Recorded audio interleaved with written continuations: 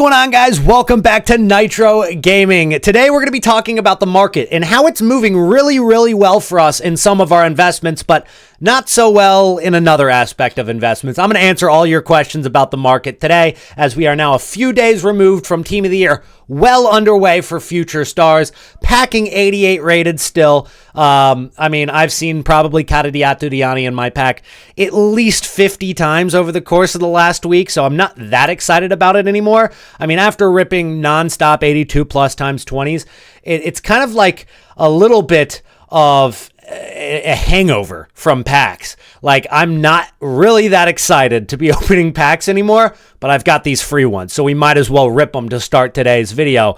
Nonetheless, guys, as you can see, my camera is back to working as well, but now my light is broken. So please subscribe to the channel, because otherwise I cannot afford for these things to continue to break. Do you need coins in FC25 Ultimate Team? Then go to u7buy.com. It is the quickest, most reliable, and the safest platform on the internet. Big creators use it. It has the best reviews. And if you use my code NITRO, you're going to get an extra 8% at checkout. You can even get specific players you want to add to your Ultimate Team straight from U7Buy. And if it's your first time, you'll get a newcomer's bonus added to what you get. Link down below. Another thing I've been considering breaking recently is my controller whenever I play this game. I think the honeymoon phase for this new update is over. Even though I haven't really loved it since the beginning, I just feel like it is so infuriating to play this game over the last couple of days.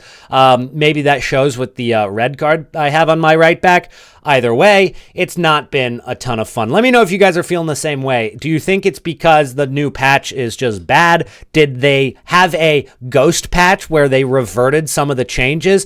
Or are people just finding the new meta, and now that the new meta has been found and stuff like that, then the game is just kind of returning to its old self, which is bad? Either way, one thing I always enjoy doing is trading on the transfer market, and that's what this channel is all about. So with that being said, there are some investments that have been working really well for us, and we'll start today's video with that, because this Nico Williams investment and pretty much all of the honorable mentions have been on their way up ever since we picked up those cards. And so the question that I've been getting about these cards is, do we sell the honorable mentions? Is it time to go ahead and dump these cards onto the market? We've seen a huge increase on Rudiger. He's up nearly 200,000 coins from when we shouted him out at Rivals Rewards on Thursday. He is literally up 200,000 coins. And then we've got the Nico Williams. This is the card that I said was my favorite investment to go in on. I had the most confidence in him, which is why I bought the rest of my coins into these cards. At about 121,000 coins was the lowest that Footbin picked him up. We actually got in for less during rewards. He got down to about 110, 115. I got a couple for 115, some more less than 120k, and he's only been an upward climb up to nearly 200,000 coins now. So you've got a choice to make. Do we want to sell now that we have made 80k, or do we think he's going to go higher? And I think it kind of ties into what I think about the overall market in February, is that as time goes on, the market should actually rise for meta cards in February.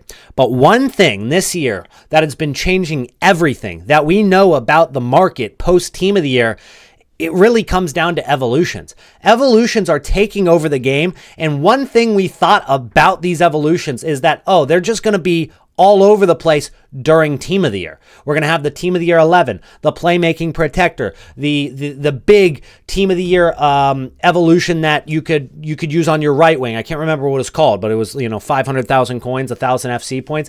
Everybody was doing that. And so what that does to the market is people just go out and they do these evolutions, and then their player is untradeable. And so they don't really need to go out to the market to buy a right wing meta card, a Team of the Year Salah. They don't need to go out and buy a Team of the Year Saliba, because they can just do the Team of the Year evolution for Saliba. And so what I was thinking is, okay, that's making the market low during Team of the Year. In future stars, the market will start to recover.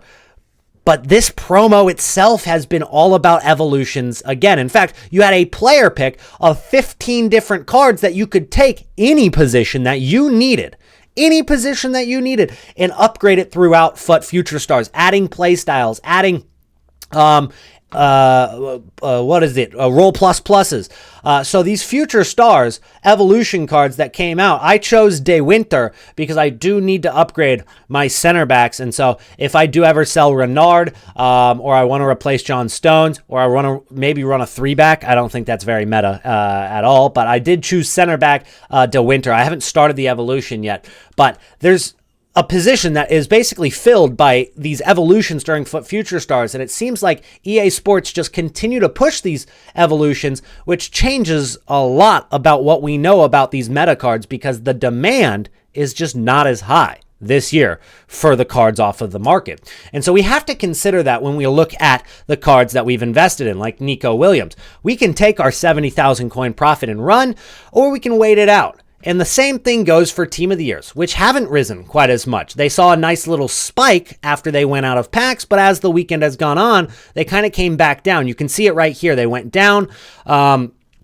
Wednesday, and at Rival Rewards, they were really low at 3.9 million, and then they spiked up in price, but they've come back down to that low point of 3.9 or close to 4 million coins there for Salah as an example. We can take a look at pretty much all of them follow that same trend. Rodri, one of the cards that I thought would do really, really well out of packs, same thing. He got down to 5 million coins during Rival Rewards, spiked up to nearly 6 million. And at that point, I was like, all right, we're going to be fine.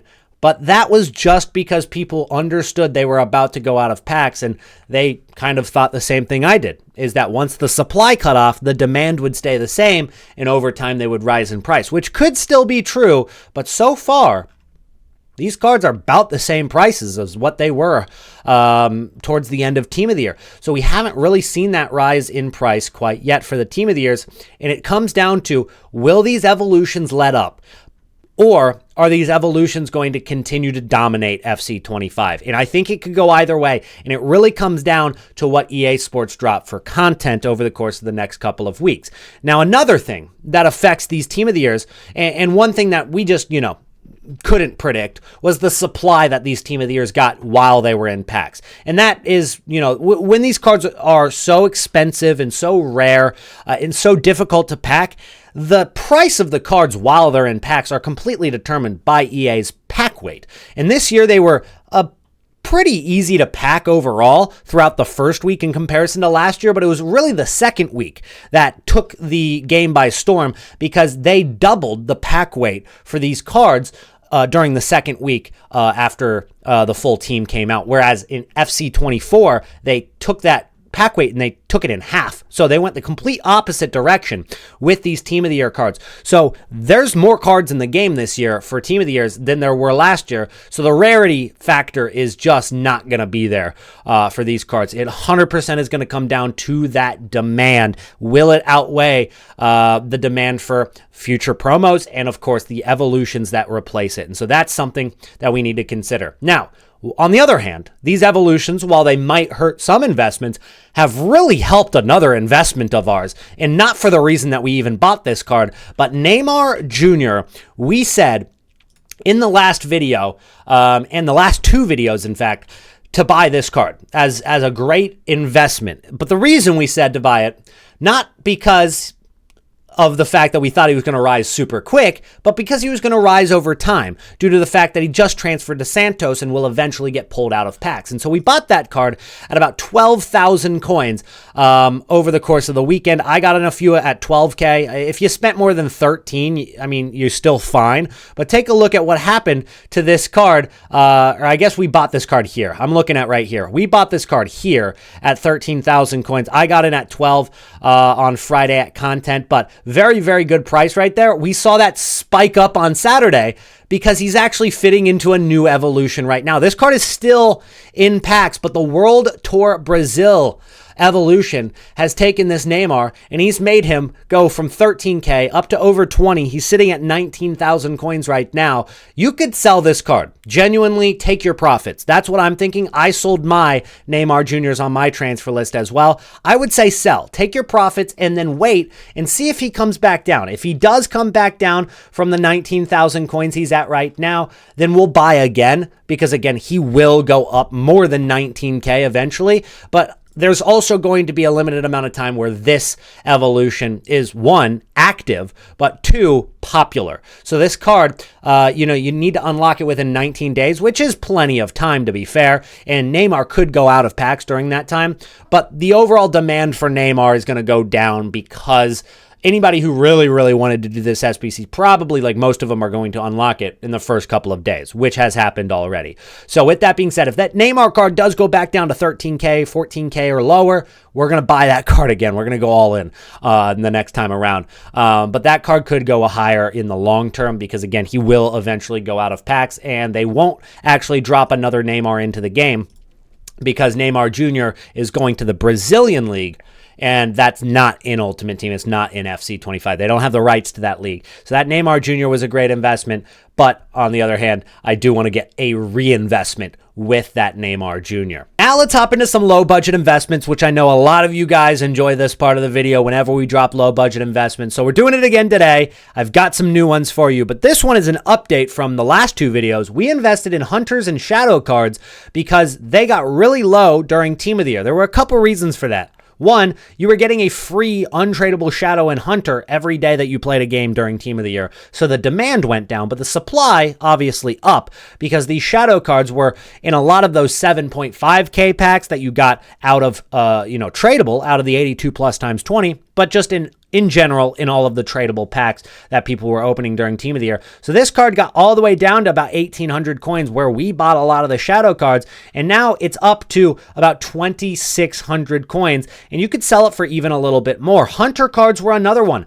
Hunter cards got down to about 900 coins, maybe a little less than that if you got in at like rewards time or something along those lines. I got in at 900, and these cards are up to about 1,400 now, and they sell every single time for 1,400. You could list for maybe 1,500 to 1,600. It doesn't seem like a lot because it's only 500 coins, but think about investing in a card for 90K and selling it for 140K. If you would have gone out and bought a bunch of Hunter cards, which I suggested you guys do because you don't have any limit on how many consumables that you can buy. There's no limit like in players where you have 100 transfer list spots. You can only send one to the club. Then you have to go unassigned, which is very annoying to do. Whereas chemistry styles, you could buy 1,000 of these cards and keep going and just keep adding them to the club. So if you wanted to sell, you could take your profits there. I think they're probably going to go a little bit higher over time. But I've got a new investment for you guys that is low budget. And it's not going to be fodder cards for Team of the Weeks, but I wanted to show you guys this. They're down about 9 to 10K from their peak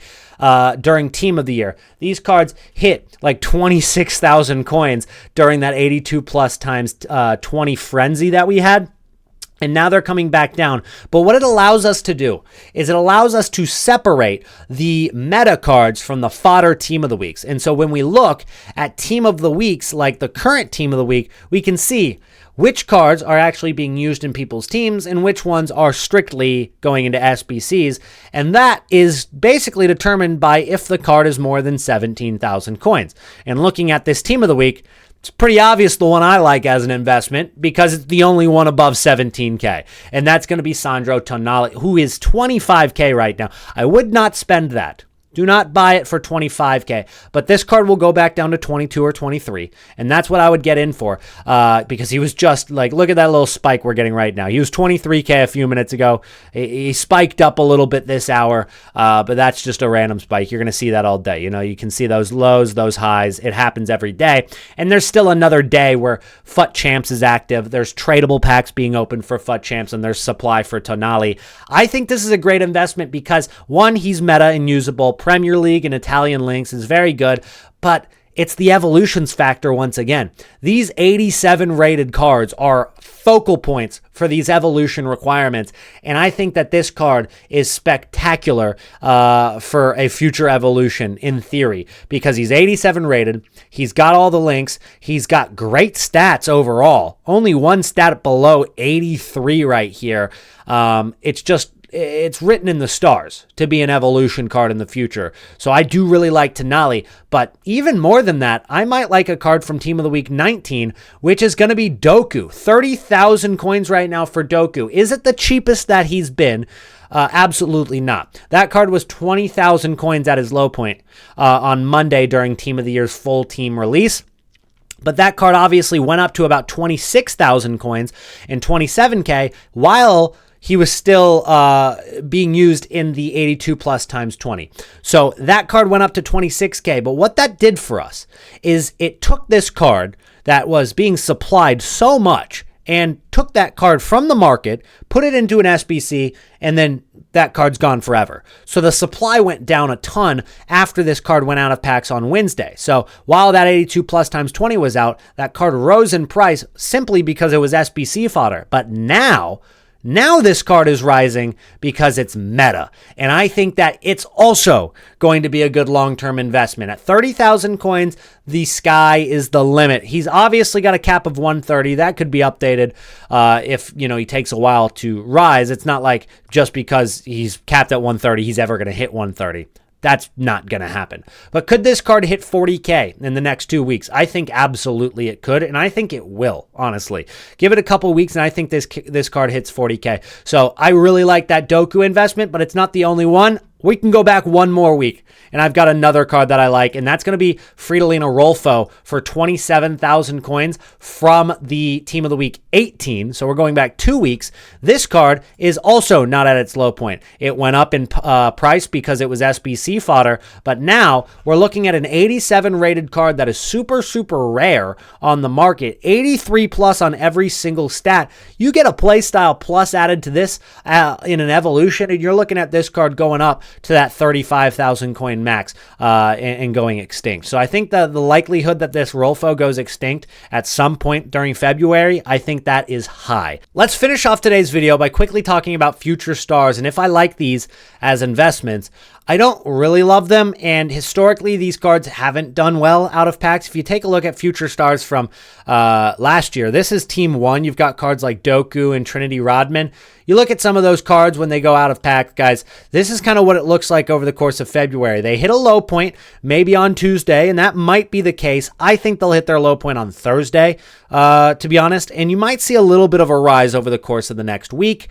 But over time, these cards just drop in price throughout the course of February and March. You can kind of see a similar trend with Rodman last year. She hit her low point on the Wednesday. Again, I think that this year it'll be the Thursday for the future stars hitting their low point. But I really don't love them as investments. You might be able to flip them between I really just don't see it, to be honest. The thing is, you used to be able to trade with the promo cards between Sunday and Tuesday because Weekend League would end on Sunday night or Monday morning, depending on your time zone. Now it ends on Tuesday, and so there's not much of a time for that card to rise between Sunday and Wednesday, and so that opportunity's kind of gone now, and I don't like them out of packs either. So there's a very solid chance I do not buy any of these really meta cards at all. I don't think that they're going to do too hot. Now, one card that might do a little better than the others could be Sheshko because he has the Aerial Plus. And the thing is, everybody has a free Sheshko now.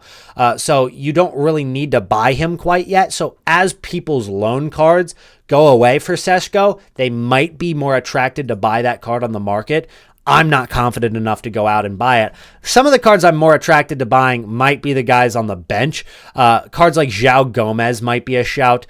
I don't know what I have with the center mids from the Serie A today. We already talked about Tonali. João Gomez might be a shout. And then you've got some of the 87 rated cards like Tia, who's got a really unique combo of that German Milan and Serie A link, of course. You get that for close to the discard price. I don't think there's much risk in it, and there could be some upside with an evolution on Tia right there. Bussy, that's a crazy name. Bussy's a good investment, possibly, and then Wall with the 94 pace actually could be decent. He's got the hyperlink to Hugo Ekitike. Not that that's related to an investment, but pretty cool card right there. I like some of the guys on the bench more than the guys in the starting 11 as investments, but that's how we will end today's video. And the secret comment word of the day is going to be none other than bussy. If you use the word bussy in the comments below, can't wait for how this is going to look on YouTube comments. But I'll make sure to heart your comment if you use the secret comment word of the day. Drop a like, subscribe to the channel. I'll see you guys again tomorrow. Peace out.